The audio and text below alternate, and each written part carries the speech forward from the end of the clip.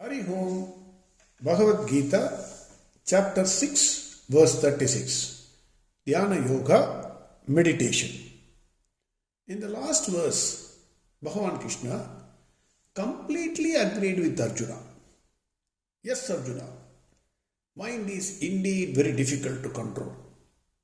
It is very powerful and unyielding.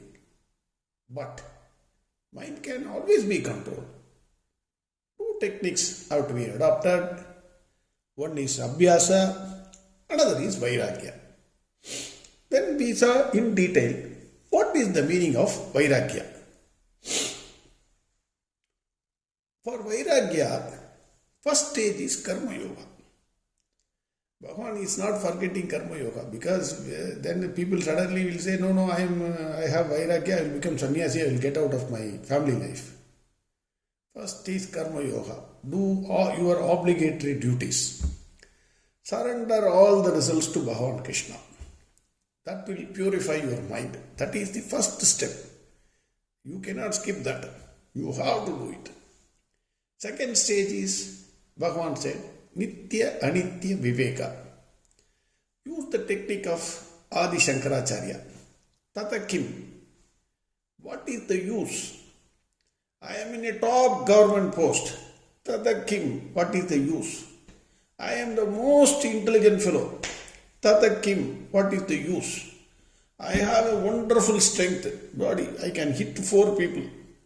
Tata Kim. What is the use?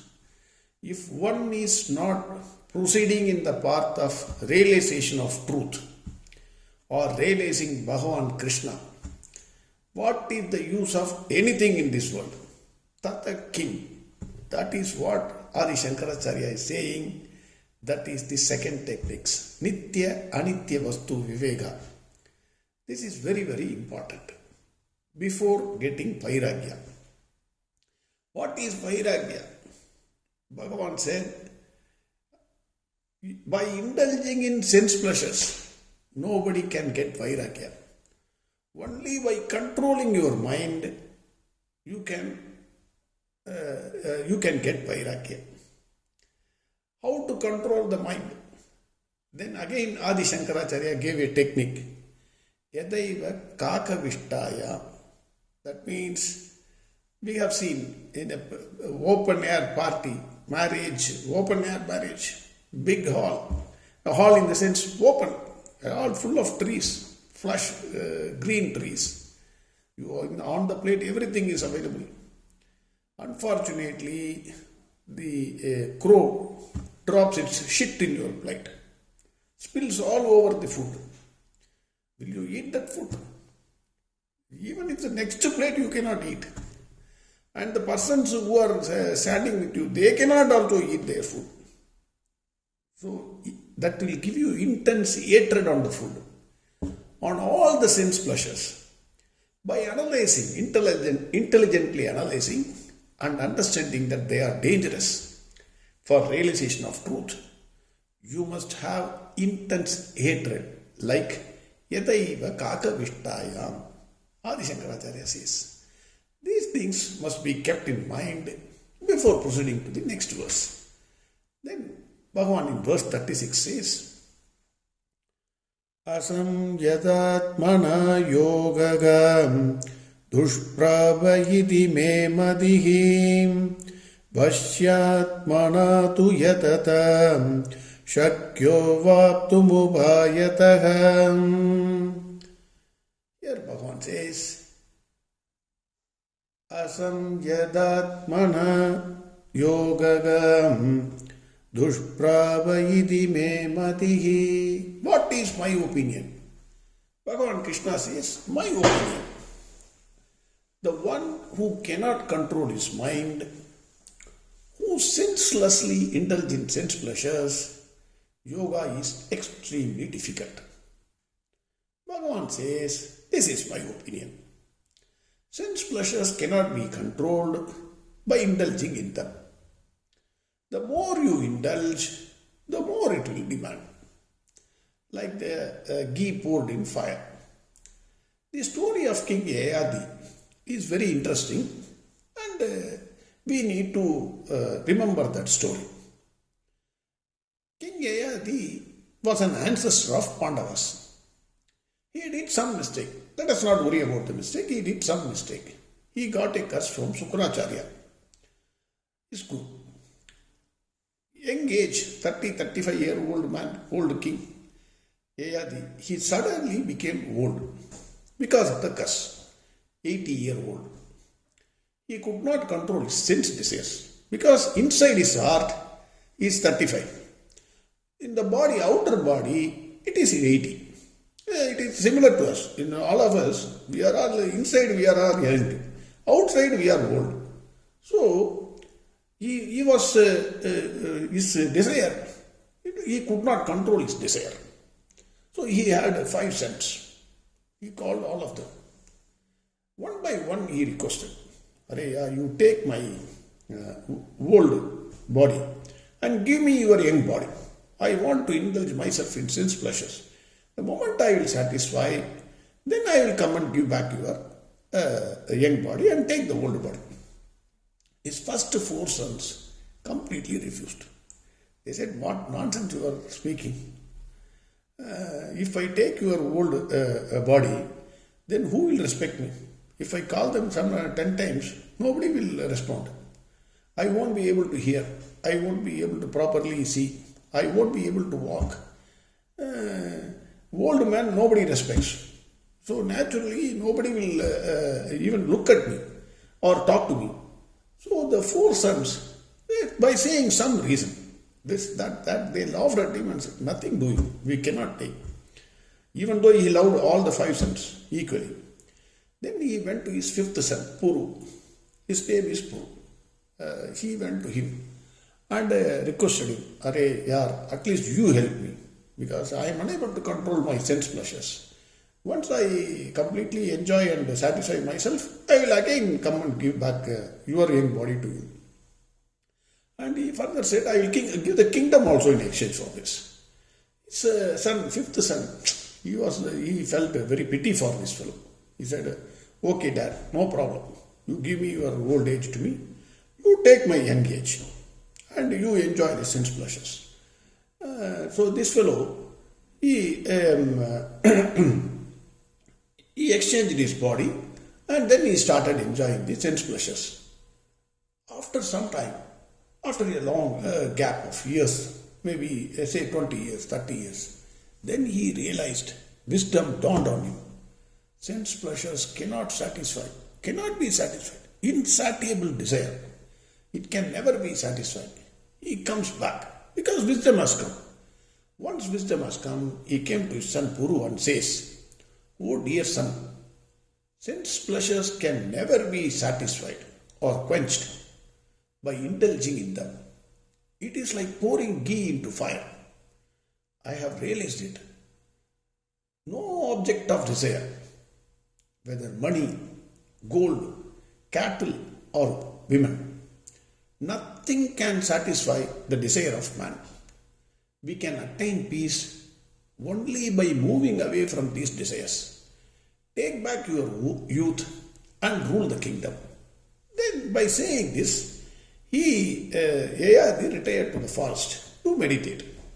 So the point is, you cannot indulge in sense pleasures and try to achieve meditation.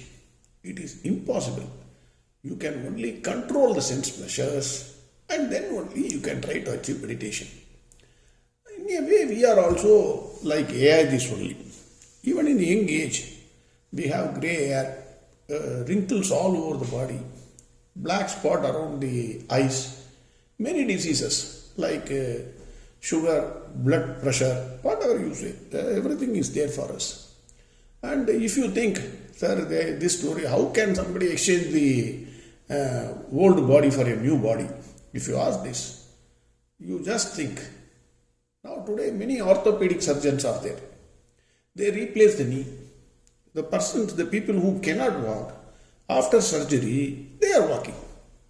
And organ donation is there everywhere. Now in Tamil Nadu also there is a recent notification. They give state honor for a person who dies, who gives all his organs, who is declared clinically dead. And if he donates all his organs by the family, Then they are giving state honors also. This technique was there millions of years back. So just think about it. Then the control of mind is necessary even if you want to pass an IAS exam or any other exam. It is not easy. Everywhere control of mind is necessary. The person who is studying IAS or some other tough exam, he will control his, he will not go to cinema, he will not be, he may enjoy, for relaxation purpose he may go out, but mostly if you see, he will be concentrating only on the subject of study. He will not be indulging in too much sense pleasures. That is the point which I want to make. Any field, this rule is applicable in any field. Then if you see, another example, simplest example, a drunkard was drinking too much and spoiling his health, his family's reputation. One fellow wanted to help him. He went and told him, "Arey yaar, what are you doing? You are such an intelligent fellow, well employed, but you are drinking too much and you are spoiling your health, your family's reputation also you are spoiling. Why are you doing this nonsense? You are such an intelligent fellow, you are doing this." That fellow said, "You don't know. Dear friend, you don't know about me. I am so sad. Too much of grief inside me. That is why I am drinking." Then that other fellow, "Oh my God, I didn't know this. So what is your problem? You tell me." Then he said, "See, I am drinking too much. That is why my family is sad. So when my family is sad, I am also sad. To forget that sadness, I am drinking one more peg or half a bottle, whatever it is," he said. His problem cannot be solved by drinking more. Similarly, we cannot indulge in sense pleasures and try to control the mind. That is not possible. That is the point which I want to drive.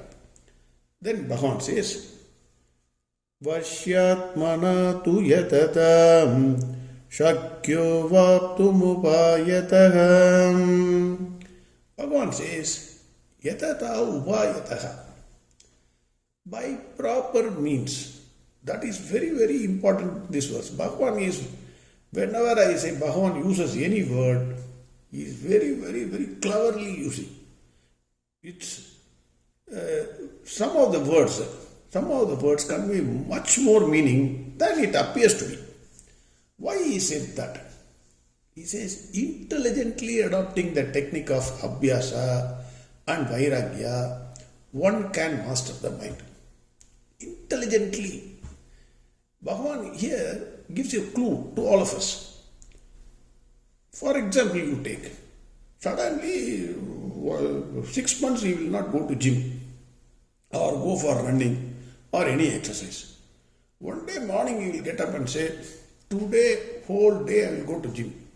Many people get a heart attack and die. Suddenly he will start running for 20 kilometers. He will die. Or he will be put on a stretcher and taken somewhere. So, Bhagwan is saying, properly adopt the technique, intelligently. Don't rush it. One has to be patient, slowly and steadily move towards the goal. The practice is not a one-day practice. It's a daily practice. You have fixed your goal. Then to achieve that goal, you have to slowly and steadily move towards it. Suddenly, all of a sudden, if you stop, okay, I am resigning my job, I am leaving my family, I am going there, you can never achieve it. Bhagwan says, "Yatata upayataha." Proper technique, properly adopt the techniques of Abhyasa and Vairagya. Anything suppressed, why? Why Bhagwan said, anything suppressed will result in volcanic eruption.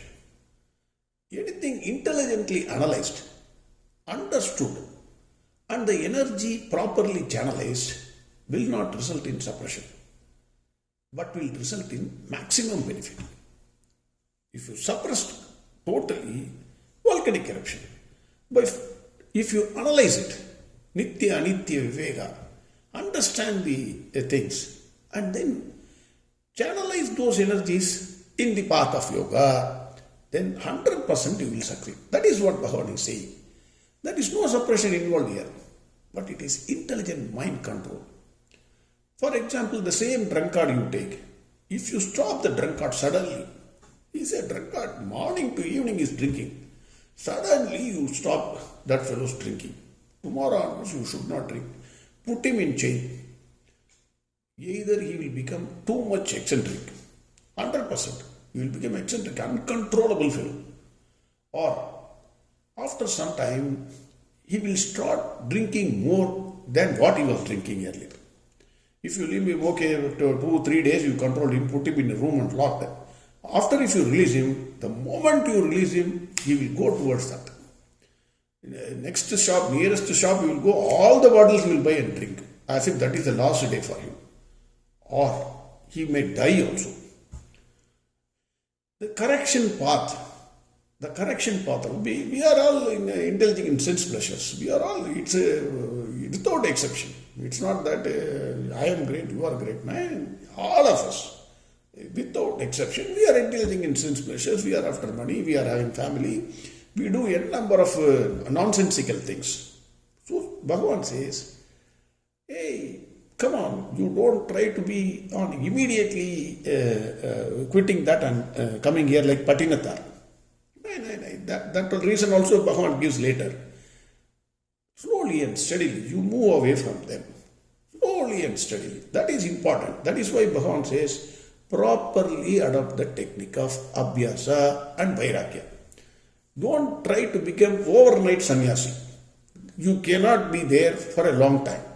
You will 100% you will be a failure. That is what Bhagwan is saying here. Verse 36 again.